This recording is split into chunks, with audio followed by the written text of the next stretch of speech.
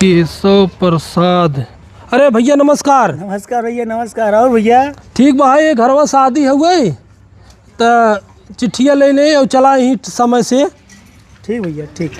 और ठीक बा, सब बढ़िया भैया। बैठा नहीं नहीं बैठब ना। अरे का शिवा भाई। अरे का भैया अरे यार जात रहे तोहरे घर में मिल गया। अच्छा भाई हला हला अपन चिट्ठिया ले लेता, चला शादी में। अच्छा शादी होगा। हाँ हाँ कहो भैया कहो।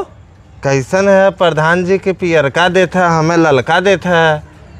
ऐसा है उन भैया, दरअसल एक अमीरी वाला एक गरीबी वाला है। तो अब इनके पास ट्रक बा है 4 ठे, तो ये अमीर हो गन और तू सर साइकिल से चलता तो गरीब है। कहो भैया एमा कौन अंतर बा।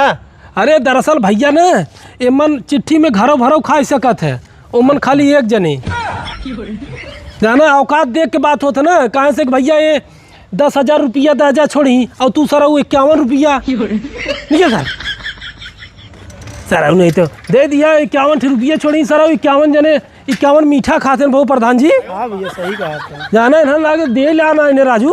आप अगर 10 मिनट समय निकाल रही ना हमारे लिए काफ़ी बा ना सारे, तो वैसे दिनवा रतिया गांजे रही हुई। हाँ नहीं निकालो सब भैया ठीक है। अच्छा नमस्कार।